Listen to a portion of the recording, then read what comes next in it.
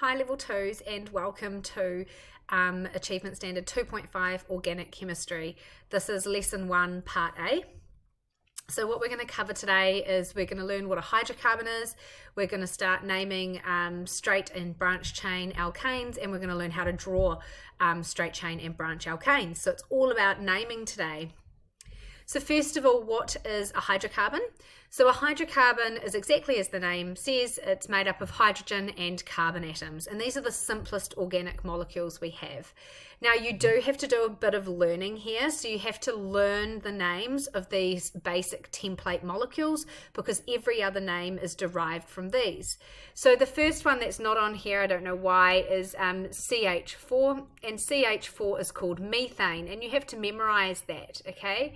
One with 2 carbons, okay, and an H around all of them is ethane, 3 carbons is propane, 4 carbons is butane, and 5 carbons is pentane. So this is something you will need to learn. You need to learn the names of the first 10, and this is what we're going to go through today, and then we're going to add a bit more difficulty to it.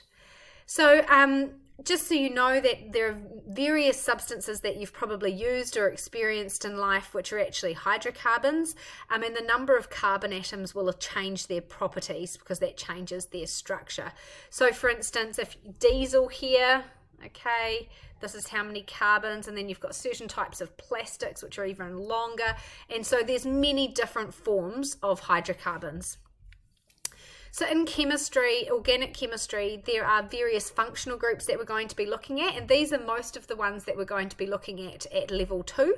So we're going to be doing alkanes, alkenes, alkynes, then we're going to do haloalkanes, amines, alcohols, and carboxylic acid. So it's a really cool topic, this one this year. So alkanes, this is what I said we were going to focus on today. So alkanes contain only carbon-to-carbon single covalent bonds, and we say that they are saturated because no more hydrogen atoms can be added to them. So if you look here, you've got methane, CH4, ethane, C2H6, propane, C3H8, and butane, C4H10. So you can actually start seeing there's a bit of a pattern here. So what actually happens is you can actually write what we call a general formula for alkanes, where the number of carbon atoms, let's say it's 1, so if we had 1, and I've just put N to stand for that, if you actually look here, you can make a pattern that the number of H atoms will be double that plus 2, so it'll be H2N plus 2. And so if we were doing the example of 1, there'd be times that by 2 would be 2 plus 2, C1H4. Let's try it with another one, Cn, so if it was 2, so C2, and then 2N, so 4 plus 2, H6. So this is what we call a general formula for our alkane. I tell kids never to ever memorize these because you could always work it out if you needed to, but I've never once seen a question which has asked you to place the general formula. It's just showing you that there is a bit of a pattern. And if you look at these molecules, particular propane and butane, you can see that there's a really significant pattern that the only thing that changes each time is the addition of a CH2. So you can see ethane differs from propane because propane's got an extra CH2. And you can see butane differs from propane because it's got an extra CH2.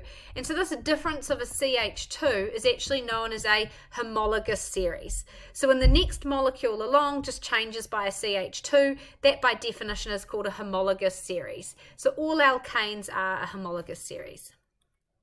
So you need to know how to name the first 10. So you need to know that 1 carbon is methane, 2 is ethane, 3 is propane, 4 is butane, pentane, hexane, heptane, octane, nonane, and decane.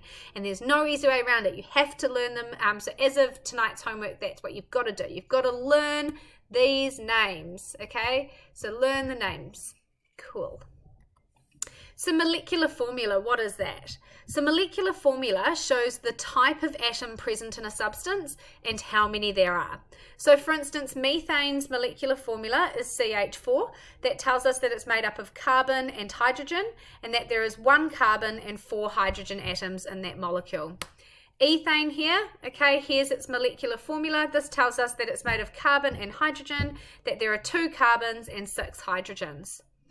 I've put a wee task here. I've said, what is the molecular formula for propane and pentane? So you can draw them out. So we know propane, because we've memorized, has 3 carbons. So we put a hydrogen because we know that alkanes, or propane means there's hydrogens on all the carbons. So it looks like this.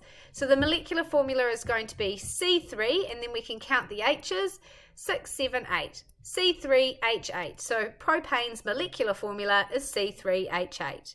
Let's do it for pentane. Pent meaning 5. 1, 2, 3, 4, 5. There's hydrogens on all of them. And so we can then count from there. So there are 5 carbons. Okay, C5. And you can count how many hydrogens there are. And there are 12. So C5H12 is pentane's molecular formula. So what's a structural formula then? So a structural formula tells you how those atoms are arranged, and there are 2 ways of doing this. They can either be expanded or condensed. I highly recommend not doing condensed until the very end of the topic when you're really confident. I think expanded is the way to go. You can do both in your exam and they'll be accepted, but structural is much clearer. So this is an example of a structural formula, what we actually were doing from the beginning. It's showing how the atoms are arranged. Okay. So just so you know, in organic chemistry, we're going to be playing with molymods today, so you can see this. For those that aren't in class, this is what the molymods look like. And when you actually connect them, even though we draw them like this straight chain here, like in a 2-dimensional plane, if we're just drawing it exactly like this, in reality, it actually looks like this because molecules are 3-dimensional. And the reason why is because every carbon, if you look here, is actually bonded to 4 things. 1, 2, 3, 4. And we know that if something's bonded covalently to 4 things, it's actually the tetrahedral arrangement. So really, all of these carbons are bonded tetrahedrally, so it kind of actually looks a little bit zigzaggy in real life. Okay. So, straight chain alkanes. What are these? Well, a straight chain alkane is exactly how it sounds. It's literally a chain of carbons, one bonded after the other, easy peasy. So this is an example of one, and which one is this? So we're going to name it. So what we have to do is we have to count the number of carbon atoms. So 1, 2, 3, 4, 5, 6, 7. Because there are 7 carbons and all of them have single bond H's, we know this structure is heptane because we've learnt the first 10 alkane names. And just to show you, this is just showing it in zigzag here. As I said, this is how molymods look. So if you were actually to see this visually in real life, it looks more zigzaggy, but we actually call it a straight chain because they're all single bonds and there's nothing coming off them. So therefore, what is a branch chain alkane? So a branch chain alkane is when there's actually a branch, literally how it sounds, coming off the main chain. So in order for there to be well, actually, I'm just going to focus on the naming of this first of all, and then I'll go back to this point here. So if we look at this structure, in order to name a branch chain, there's actually a systematic way of doing this. And we use the international naming method, IUPAC naming, to work out how to name this. And we all globally around the world use the same type of naming, IUPAC, and that means that we're all consistent, and it means all of our chemicals are labeled correctly, and we all know what's going on. So everybody does the same naming, which is really cool. So what we first need to do, everyone, is we have to find what we call the parent chain. Now, the parent chain is the longest chain, okay? It's the longest chain. But the trick here, and which is a little bit mean, is that it can actually read around corners, and I'll show you what I mean. So first of all, I'm just going to choose to start on this end, but I'm going to show you every sort of possible way that we can. So this could be carbon 1, 2, 3, 4, 5, 6. So that's one way that we could number them. So, but what if I started here instead? 1, 2, 3, 4, 5, 6. The other thing to note is that it can read around a corner. So this could actually be the parent chain here. So it could be 1, 2, 3, 4, 5. Or it could be 1, 2, 3, 4, 5. Or 1, 2, 3, 4. Or 1, 2, 3, 4. So you can see that they can be named so many different ways. And now this is just a mess of numbers and it's super confusing. So what is it actually called? How do we actually name this structure? So you actually have to find the longest chain. And the longest chain happened to be straight across with 6. Okay, so 1, 2, 3, 4, 5, 6, or 1. So I'm just going to scribble off the ones that are not right. 1, 2, because they were shorter. So we picked the longest chain, and 6 was longer. And so now what we need to do is we've got these two number sequence where it's either 1, 2, 3, 4, 5, 6 if we number from the right, or if we number from the left, 1, 2, 3, 4, 5, 6. So which is correct? Well, it all comes down to this thing here, the branch. Once we've established what the longest chain is, and for us the longest chain is 6 carbons, and 6 carbons correlates to hexane, then what we need to do is we need to assign the branch the lowest possible number. So if you look here, if we're naming from the left, then this branch is attached to carbon 3. So carbon 1, 2, 3, and that's where it's attached. And then if we're naming from the right-hand side, it would be 1, 2, 3, 4. So 3 is a lower number, which means that we're going to use the number 3. Now to name a branch, this is a CH3 attached. Now CH3 is derived from the group CH4, which is called methane. Okay, so instead of saying methane, because it's not CH4, we call the CH3 that's attached methyl. Okay, methyl. So therefore this name is going to be 3-methyl hexane. And what that means is that on carbon 3 there is a methyl group and the parent chain is hexane. Parent chain is hexane. On carbon 3 there's a methyl group. Now we never let in organic chemistry, when we're naming, numbers never touch letters, so there's always a dash between them. Okay, so numbers never touch letters, there's always a dash. Now you're not going to get this straight away, it's going to take a fair bit of practice, and that's what we're going to be doing.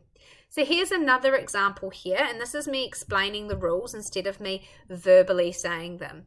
But just to jump to the bottom here, methyl is if you have a CH3 group attached. Okay, ethyl is if you have a CH3 CH2 group attached. That's an ethyl. If you have a propyl group, it's going to be CH3 CH2 CH2. So it's just missing a hydrogen because that's where it attaches to the molecule. And these are the branches. So let's go through this example here. I know you can see the name, but I'm just making sure we understand. So the first thing that we do is find the longest chain, because that's the parent chain.